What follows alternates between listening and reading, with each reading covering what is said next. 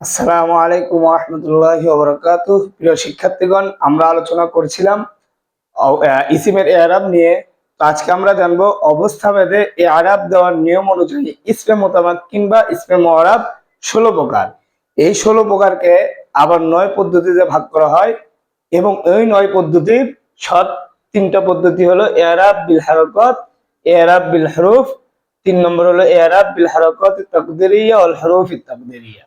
তাহলে এরাব বিল হরকতের মধ্যে 3 পদ্ধতি আছে, এরাব বিল হরফের মধ্যে 3 পদ্ধতি আছে, আর এরাব বিল হরকত তাকদিরি ওয়াল হরুফ তাকদিরের মধ্যে আছে 3 পদ্ধতি। এই হলো মোট 9 পদ্ধতি। তাহলে এই 16 প্রকারকে আমরা এই 3 প্রকারের আওতায় 9 পদ্ধতিতে ভাগ করে আমরা ধাপে ধাপে আলোচনা করব ইনশাআল্লাহ। তো আমি আগেই বলেছিলাম যে ইসিমের এই আলাপ সম্পর্কে ভালোভাবে না জানলে পুরা নাহুর বই মুখস্থ রেখেও কোনো লাভ নেই। তো প্রিয় শিক্ষার্থীগণ, আমরা এরাব বিল হারাকাত থেকে শুরু করব। তো আমি আগের ক্লাসেও বলেছিলাম এরাব বিল হারাকাত বলা হয় হরকত, তো সাধারণত বলা হয় জবর জের পেশকে। তাহলে জবর জের পেশের মাধ্যমে যেখানে এরাব দেওয়া হবে সেটাকে এরাব বিল হারাকাত বলে। তো এরাব বিল হারাকাতের 3 পদ্ধতির প্রথম পদ্ধতি হলো রফা হবে আর জম্মাতুল লফজিয়া দ্বারা। তো লফজিয়া শব্দের ব্যাখ্যা আমি আগেও করেছি, অর্থাৎ পেশটা হবে প্রকাশ্য পেশের মাধ্যমে, মানে শাব্দিক ভাবে ওই শব্দের শেষে পেশটা উল্লেখ থাকবে যেটা উচ্চারণে শোনা যায় এবং শব্দের সাথে স্পষ্ট করে লেখাও থাকে। তো আপনি এক কথায় বলতে পারেন পেশটা এখানে লাফজিক শাব্দিক ভাবে প্রকাশ্য ভাবে থাকবে। 2 নম্বর নসব হবে আল ফাতহাতুল লফজিয়া দ্বারা, অর্থাৎ জবরটা হবে প্রকাশ্য জবরের মাধ্যমে, জরটা হবে আল কাসরাই লফজিয়া দ্বারা, অর্থাৎ জেরটা হবে শাব্দিক ভাবে অর্থাৎ প্রকাশ্য ভাবে ওখানে যেটা উল্লেখ থাকবে। তো আমি প্রত্যেকটার উদাহরণ দিব। তো এই যে প্রথম পদ্ধতির 3 প্রকার অর্থাৎ রফা নসব জর, যেটাই আসবে শব্দের শেষে এটা শাব্দিক ভাবে উল্লেখ থাকবে, ওখানে প্রকাশ্য থাকবে। তো এই প্রথম পদ্ধতিটা আবার ইসমে মুতামাক্কিনের 3 প্রকার ইসিমের সাথে খাস, অর্থাৎ 3 প্রকার ইসিমের সাথে সীমাবদ্ধ। তো সেই 3 প্রকার ইসিম কি কি? 1 নম্বর হলো আল মুফরাদ, আল মুনসরিফ, as-সহিহ। যেমন মাকতাবুন। তো প্রিয় শিক্ষার্থীগণ, একটু খেয়াল করুন, আমি বুঝিয়ে দিচ্ছি। মুফরাদ বলা হয় এক বচনের শব্দকে, মুনসরিফ বলা হয় যে শব্দটা শব্দের শেষে তানবিন এবং কাসরা তথা জের গ্রহণ করে তাকে মুনসরিফ বলা হয়। আর সহিহ বলা হয় যেই শব্দের মধ্যে হরফে লক তথা আলিফ ওয়াও ইয়া 3 অক্ষরের কোনো অক্ষর থাকে না, তাকে সহিহ বলা হয়। তাহলে এমন ইসিম, তাহলে এই পদ্ধতিটা 3 প্রকার ইসমে মুতামাক্কিনের সাথে খাস, মানে সীমাবদ্ধ বিশেষভাবে। তো প্রথম প্রকার হলো ইসিম হলো এটা আল মুফরাদ, আল মুনসরিফ, আস সহিহ। তাহলে যেটা এক বচন হবে মুনসরিফ হবে, অর্থাৎ শব্দের শেষে তানবিন অথবা কাসরা জের গ্রহণ করবে। 3 নম্বর হলো সহিহ, যার ভিতরে কোনো হরফিল্লত থাকবে না। যেমন প্রিয় শিক্ষার্থীগণ দেখুন, আমি মাকতাবুন শব্দটি লিখেছি। এই শব্দটা এক বচন, মুনসরিফ শেষে তানবিন গ্রহণ করেছে এবং সহিহ, কোনো হরফিল্লত নেই। তো আপনারা আশা করি বুঝতে পারছেন। 2 নম্বর প্রকার হলো আল মুফরাদ, আল মুনসরিফ, জারে মাজরে সহিহ। মাজরে সহিহ যেমন দালবুল। তো প্রিয় শিক্ষার্থীগণ দেখেন, একটু বুঝাই দিই। তাহলে এই শব্দটা হবে মুফরাদ, অর্থাৎ এক বচন হবে, যেহেতু লেখা আছে আর লিখলাম না। তো এক বচন হবে মুনসরিফ, অর্থাৎ শব্দের শেষে তানবিন বা কাসরা গ্রহণ করবে অর্থাৎ জের গ্রহণ করবে, তাকে মুনসরিফ বলে। মুনসরিফ হবে জারে মাজরে সহিহ।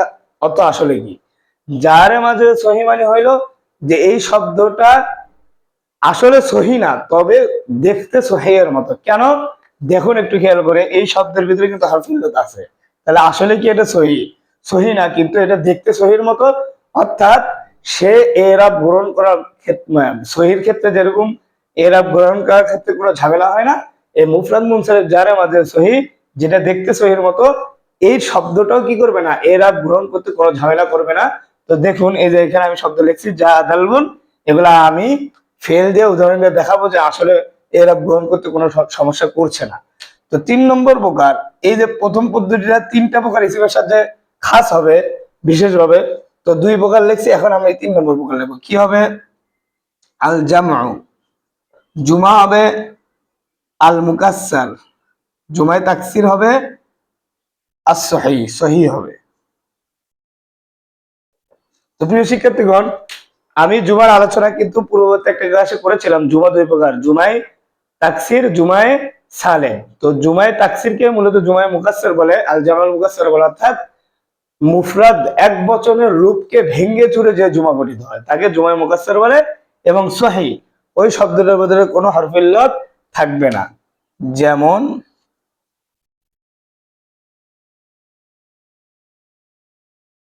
রিজালুন, রিজালুন, এই শব্দটা মুফরাদ, তার এক বচন থেকে ভেঙে চুরে গঠিত হয়েছে। আমি ওখানে উদাহরণ দিয়েছিলাম। তাহলে যখন আমরা এগুলো ফেলের সাথে ব্যবহার করব, যেমন দেখেন, যা যা মাকতাবুন ওয়া দালবুন ওয়া রিজালুন, তাহলে সে যখন ফাইল তথা রফার হালতে আসলো, 3টা শব্দের শেষেই কিন্তু সে প্রকাশ্যভাবে দেখেন পেশ গ্রহণ করছে। দেখেন, পেশ গ্রহণ করছে। যদি আমি 3টা শুরুতে যা দিই ফাইল হিসাবে এই ইসিমগুলো গণ্য করি, এই এই যাটা আমি 3টা দিয়ে বুঝালাম, তাহলে প্রকাশ্যভাবে 3টার শেষে কিন্তু আমরা এই যে নিয়ম অনুযায়ী জম্মায় লফজিয়া প্রকাশ্যভাবে আমরা শাব্দিকভাবে পেশগুলো এখানে উল্লেখ দিচ্ছি। আচ্ছা, যখন এটাকে এই শব্দগুলোকে আমরা মাফুল নসব অর্থাৎ জবরের হালতে নিয়ে যাব, যেমন আমি এটা মুছে দিলাম, যেমন আমি এখানে যা এগুলাকে মাফুল হালতে অর্থাৎ নসবের হালতে নিয়ে যাব, যেমন রাইতু, রাইতু, তখন এই যে নসবের হালতে নিয়ে যাব, রাইতু মাকতাবান, রাইতু দালওয়ান, দালওয়ান, রাইতু রিজালান। তো প্রিয় শিক্ষার্থীগণ, এই শব্দটা আমি 3টার সাথে ব্যবহার করলাম। তো একটু লক্ষ্য করুন, আমরা পড়েছিলাম প্রথম পদ্ধতির 3টাই কি হবে? প্রকাশ্যভাবে হবে, শাব্দিকভাবে হবে। তো নসব হবে আল ফাতহাই লফজিয়া দ্বারা, অর্থাৎ শাব্দিকভাবে স্পষ্টভাবে ফাতহার দ্বারা কি হবে? উল্লেখ হবে। তো দেখুন, রাআইতু মাকতাবান, এই যে মাকতাবান শেষে কিন্তু শাব্দিকভাবে এখানে স্পষ্টভাবে কি আছে? জবরটা উল্লেখ আছে। এরপরে রাআইতু দালওয়ান, দেখেন স্পষ্টভাবে এখানে জবরটা শাব্দিকভাবে উল্লেখ রয়েছে। 3 নম্বরে রাআইতু রিজালান, এখানে স্পষ্টভাবে আমরা এই যে প্রথম পদ্ধতি এই প্রকারগুলোর সাথে কিন্তু মিলে যাচ্ছে উদাহরণগুলো। এই যে শব্দের শেষে স্পষ্টভাবে এখানে কি করছে? নসব দেখা যাচ্ছে শাব্দিকভাবে। তো যখন আমরা জ্বর হবে আল কাসরাই লফজিয়া দ্বারা, অর্থাৎ জেরটা হবে প্রকাশ্য জেরের মাধ্যমে, মানে শাব্দিক ভাবে ওই জেরটা উল্লেখ থাকবে। যেমন আমরা এই শব্দগুলোকে জ্বরের হালতে নিয়ে যাই, মারর তু বি মাকতাবিন, এরপরে বি দালভিন, এরপরে বি রিজালিন। তাহলে প্রিয় শিক্ষার্থীগণ, একটু ভালো করে দেখুন যে 3 নম্বর প্রকারের সাথেও মিলে গিয়েছে। মারাতু বি মাকতাবিন, এই যে প্রকাশ্যভাবে এখানে জের হয়েছে। মারাতু বি দালবিন, প্রকাশ্যভাবে এখানে জের হয়েছে। মারাতু বি রিজালিন, এখানে প্রকাশ্যভাবে কি করেছে? জের গ্রহণ করেছে। তাহলে প্রথম পদ্ধতির সাথে কিন্তু এটা একবারে মিলে গেল। তো আজকে এই পর্যন্তই। ইরাব বিল হারাকাতের বাকি 2টা নিয়ে আমরা আগামী ক্লাসে আলোচনা করবো ইনশাআল্লাহ। আসসালামু আলাইকুম ওয়া রাহমাতুল্লাহ।